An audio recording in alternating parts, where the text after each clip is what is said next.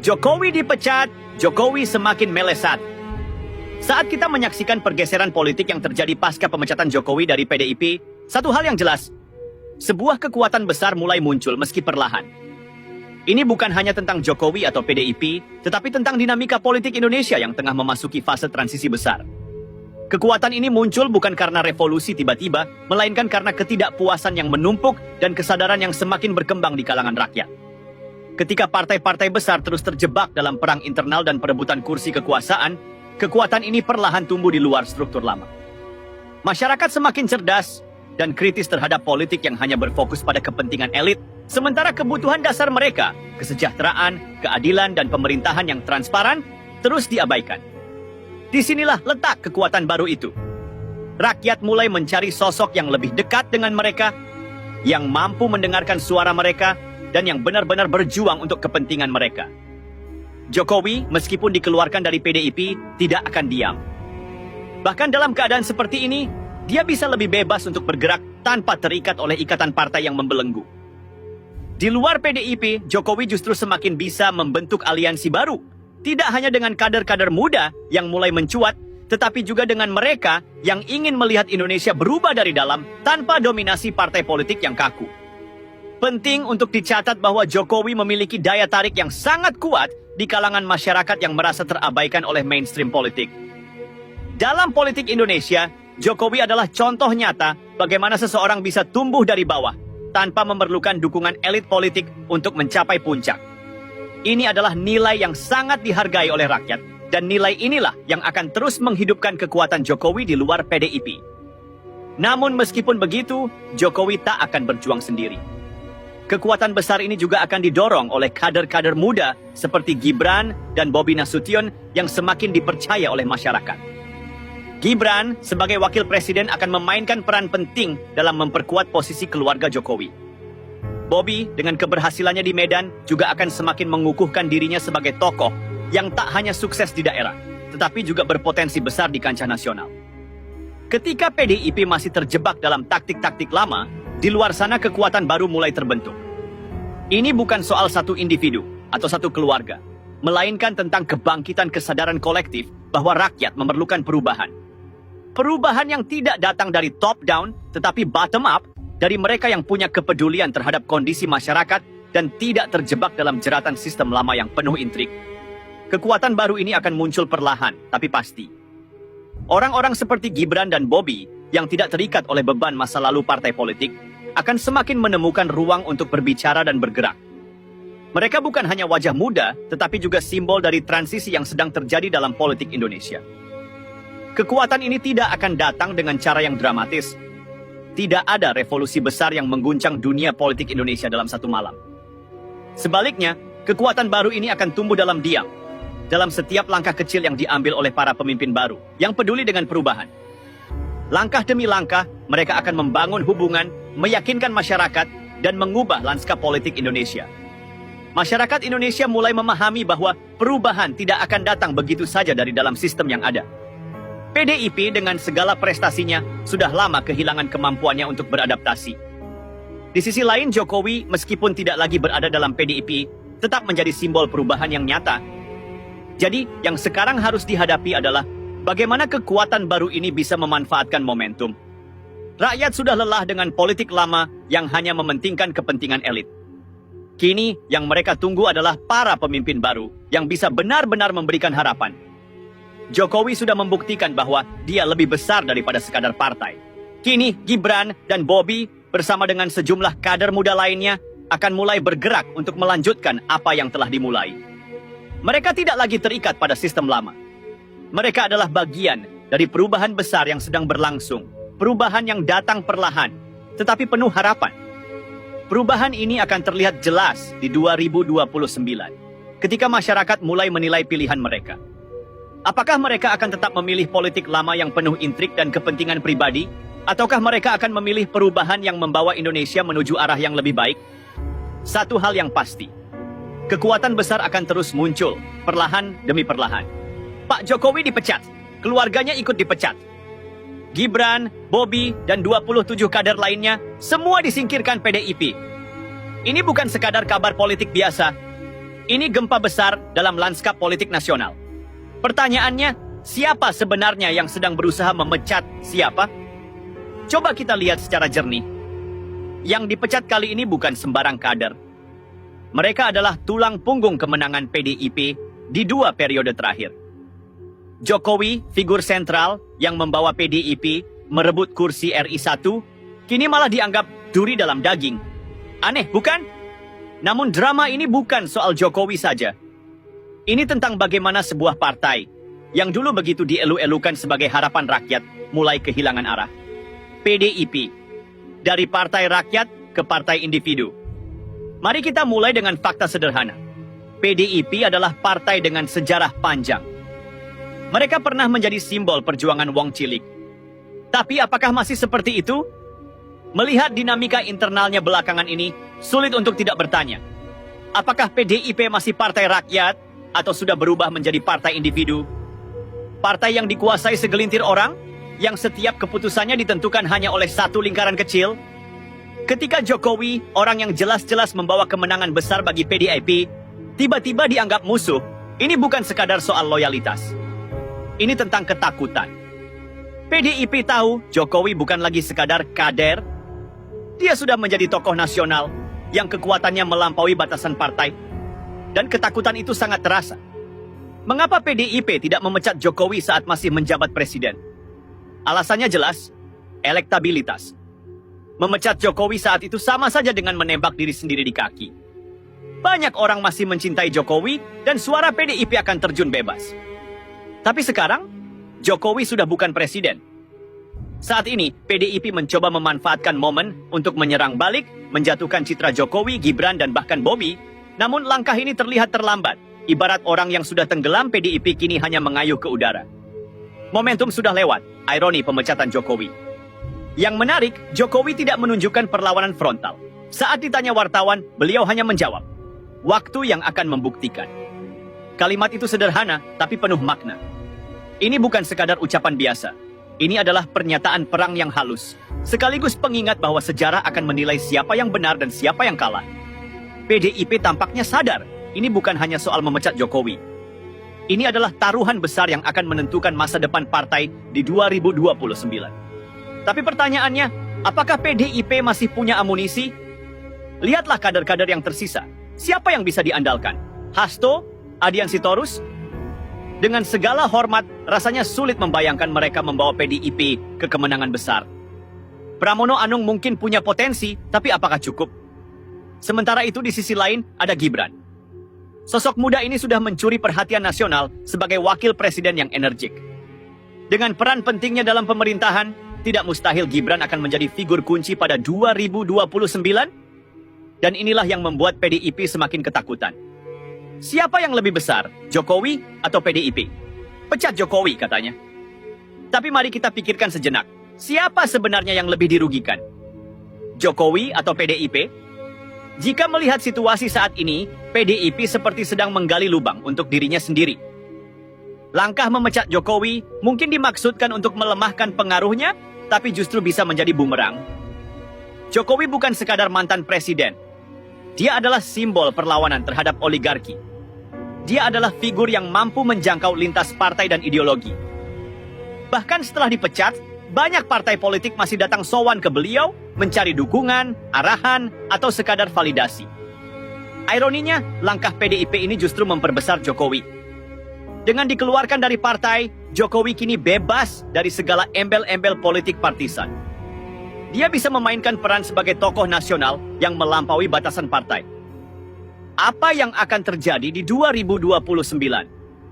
PDIP kini menghadapi pertaruhan besar. Jika mereka gagal mempertahankan suara mayoritas di 2029, itu artinya era mereka benar-benar berakhir.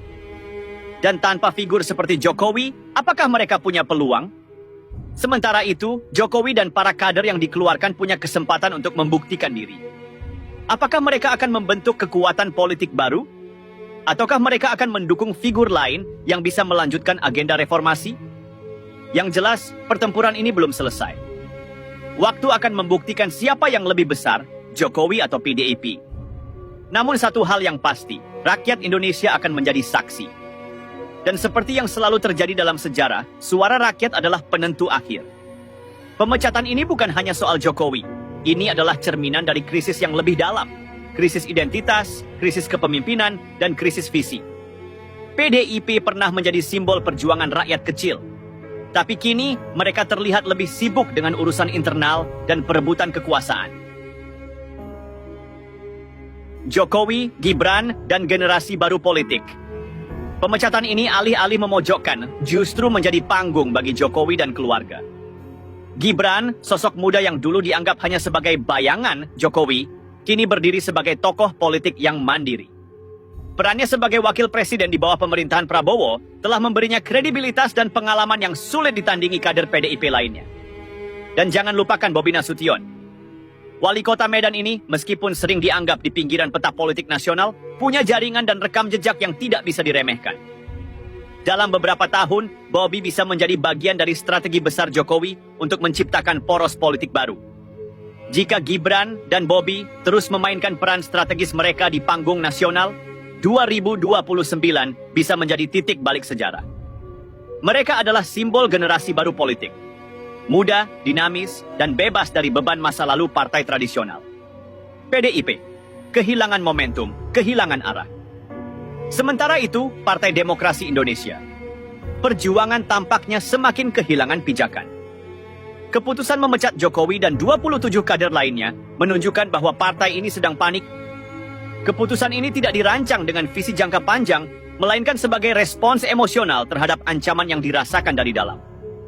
Namun, ancaman terbesar PDIP sebenarnya bukan dari Jokowi atau kader yang dikeluarkan. Ancaman terbesar adalah ketidakmampuan mereka untuk beradaptasi dengan dinamika politik yang berubah. Di era ketika rakyat semakin kritis, PDIP terlihat masih terjebak dalam model politik lama, memusatkan kekuasaan di tangan segelintir orang, dan mengabaikan aspirasi akar rumput. Mereka lupa bahwa kekuatan partai tidak hanya terletak pada struktur hierarkis, tetapi juga pada kemampuan untuk tetap relevan dengan kebutuhan rakyat. Ironi di balik strategi pecat. Ada ironi besar di sini. Ketika PDIP memecat Jokowi dengan dalih disiplin partai, mereka sebenarnya sedang memberikan narasi baru kepada rakyat. Narasi bahwa Jokowi adalah korban dari sistem yang tidak adil, yang lebih mementingkan kekuasaan daripada pelayanan publik. Narasi ini sangat berbahaya bagi PDIP. Dalam politik, citra adalah segalanya. Dan saat ini, citra PDIP perlahan berubah dari partai pembela wong cilik menjadi partai yang terjebak dalam intrik internal. Jika tidak hati-hati, langkah memecat Jokowi bisa menjadi katalisator bagi gerakan anti-PDIP yang lebih besar. Ini adalah momen ketika rakyat mulai mempertanyakan, apakah PDIP masih pantas memimpin? 2029, tahun ujian sejati. 2029 akan menjadi ujian sejati bagi semua pihak. PDIP harus membuktikan bahwa mereka masih relevan, sementara Jokowi dan para kadernya harus menunjukkan bahwa mereka lebih dari sekadar kader yang dipecat. Bagi PDIP, tantangannya adalah menemukan figur baru yang bisa membawa visi dan energi segar. Tapi siapa? Pramono Anung mungkin punya potensi, tapi dia juga berada dalam bayang-bayang Jokowi. Hasto dan Adian Sitorus? Sulit membayangkan mereka mampu bersaing di panggung nasional, apalagi melawan figur seperti Gibran yang semakin matang secara politik. Bagi Jokowi dan keluarganya, 2029 adalah kesempatan untuk mendefinisikan ulang peta politik Indonesia. Jika mereka bisa memanfaatkan momentum ini dengan baik, bukan tidak mungkin mereka akan menciptakan poros politik baru yang melampaui batasan partai tradisional. Rakyat sebagai penentu akhir. Namun, yang paling penting dalam semua ini adalah rakyat. Di tengah drama politik yang terus bergulir, rakyat Indonesia adalah penentu akhir. Mereka yang akan memutuskan apakah PDIP masih pantas mendapatkan kepercayaan atau apakah saatnya bagi generasi baru untuk memimpin. Dan disinilah kekuatan Jokowi sebenarnya. Dia tahu bagaimana berbicara kepada rakyat. Dia tahu bagaimana membangun hubungan yang otentik. Sesuatu yang semakin sulit dilakukan oleh partai-partai tradisional. Ketika PDIP sibuk dengan intrik internal, Jokowi dan Gibran bisa fokus pada hal-hal yang benar-benar penting. Mendengarkan rakyat, membangun program nyata, dan menunjukkan kepemimpinan yang autentik. Kesimpulan, siapa yang akan tersenyum terakhir? Pada akhirnya, sejarah selalu berpihak pada mereka yang bisa beradaptasi. PDIP bisa memilih untuk tetap terjebak dalam pola lama, atau mereka bisa berubah. Namun jika melihat arah saat ini, perubahan tampaknya jauh dari kemungkinan. Jokowi di sisi lain sudah membuktikan bahwa dia lebih besar dari partainya. Dengan atau tanpa PDIP, dia tetap menjadi tokoh yang dihormati, baik di dalam negeri maupun internasional. Pertanyaannya sekarang bukan lagi apakah Jokowi akan bertahan? Pertanyaannya adalah, seberapa jauh Jokowi dan generasi baru yang dipimpinnya akan melangkah? 2029 mungkin masih jauh, tapi bayangannya sudah terasa. Dan satu hal yang pasti, politik Indonesia tidak akan pernah sama lagi. Poros baru dan strategi Jokowi di 2029. Jokowi bukan hanya sekadar mantan presiden, melainkan simbol transisi politik di Indonesia. Ketika partai-partai tradisional seperti PDIP sibuk mempertahankan hierarki internalnya, Jokowi justru menyiapkan fondasi untuk poros baru. Poros ini bukan hanya soal partai, melainkan sebuah jaringan aliansi yang mengandalkan sinergi antar individu dan komunitas politik di luar kerangka tradisional. Lihat bagaimana tokoh-tokoh muda seperti Gibran dan Bobi secara perlahan tetapi pasti membangun kredibilitas. Gibran dengan perannya sebagai wakil presiden bukan hanya menjadi pelengkap administrasi Prabowo. Ia menjadi pion penting dalam mengonsolidasi dukungan generasi muda dan kelompok yang selama ini merasa tak terwakili oleh partai-partai besar. Bobi di sisi lain menjadi contoh nyata bagaimana pemimpin lokal bisa memainkan peran nasional. Program-program inovatif di Medan, pengelolaan isu-isu sensitif seperti keberagaman agama dan budaya, hingga pendekatan politik yang lebih humanis, menunjukkan bahwa Bobi adalah aset besar dalam strategi Jokowi. Poros ini akan semakin kuat jika Jokowi berhasil mengintegrasikan tokoh-tokoh lintas partai ke dalam orbitnya.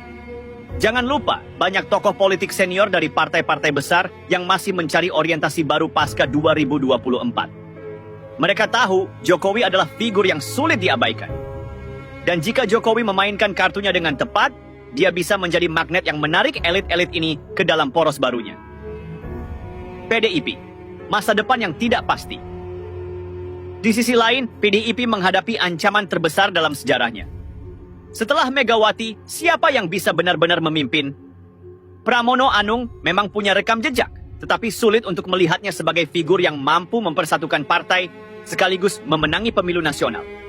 Hasto Kristianto dan Adian Napitupulu, ini adalah figur-figur yang terlalu lekat dengan citra lama PDIP. Partai yang stagnan dan terlalu berfokus pada simbolisme daripada substansi. Keputusan memecat Jokowi dan 27 kader lainnya sebenarnya adalah sinyal bahwa PDIP mengalami krisis kepemimpinan dan arah. Mereka memilih langkah-langkah drastis karena merasa terancam oleh perubahan, tetapi langkah ini justru memperlihatkan kelemahan mereka sendiri. Ironisnya, Partai Demokrasi Indonesia Perjuangan sebenarnya masih punya peluang besar jika mau melakukan introspeksi. Mereka perlu melepaskan diri dari pola lama, mendengarkan akar rumput, dan berani mengangkat figur-figur baru yang relevan dengan kebutuhan zaman. Tetapi apakah mereka punya keberanian untuk melakukan itu? Sejarah menunjukkan bahwa partai-partai besar seringkali lebih memilih mempertahankan status quo hingga akhirnya kalah oleh waktu. Narasi politik yang sedang dibangun. Salah satu strategi politik paling menarik adalah bagaimana narasi Jokowi dipecat telah menjadi bumerang bagi PDIP. Alih-alih melemahkan posisi Jokowi, langkah ini justru memperkuat citra Jokowi sebagai figur independen. Narasi ini sudah terbangun dengan baik di media sosial dan ruang-ruang diskusi publik. Jokowi bukan lagi sekadar mantan presiden, melainkan simbol perlawanan terhadap sistem partai yang dianggap kaku dan tidak relevan. Partai individu yang disinggung Jokowi dalam pernyataannya setelah pemecatan jelas menjadi pukulan telak bagi PDIP. Pesan ini sangat sederhana tetapi tajam. PDIP telah menjadi partai yang dikendalikan oleh segelintir individu, bukan oleh visi kolektif untuk rakyat.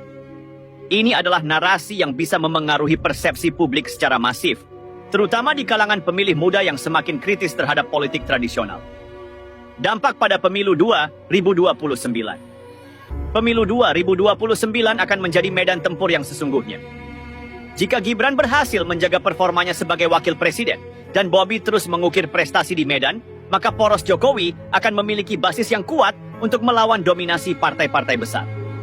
PDIP di sisi lain harus menghadapi kenyataan bahwa mereka tidak lagi memegang monopoli atas dukungan rakyat. Mereka harus bersaing di tengah lanskap politik yang semakin fragmentasi, di mana tokoh-tokoh independen dan jaringan aliansi lintas partai menjadi kekuatan baru. Ini bukan hanya soal siapa yang akan memenangi pemilu, tetapi juga soal bagaimana politik Indonesia akan berubah. 2029 bisa menjadi awal dari era baru, di mana kekuatan partai-partai besar digantikan oleh aliansi fleksibel yang lebih responsif terhadap kebutuhan rakyat.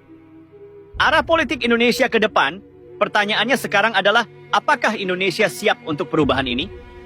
Dalam sejarahnya, politik Indonesia seringkali bergerak lambat, terhambat oleh birokrasi dan kepentingan elit, tetapi perubahan selalu dimulai dari tokoh-tokoh yang berani melawan arus, dan Jokowi dengan segala keterbatasannya telah menunjukkan bahwa perubahan itu mungkin. 2029 akan menjadi ujian bagi semua pihak, PDIP, Jokowi, dan rakyat Indonesia sendiri. Tetapi satu hal yang pasti, status quo tidak akan bertahan selamanya. Sejarah selalu berpihak pada mereka yang berani bermimpi lebih besar dan bertindak untuk mewujudkan. Jadi siapa yang akan tersenyum di akhir cerita ini? Waktu yang akan menjawab, tetapi satu hal yang jelas, pertempuran baru saja dimulai.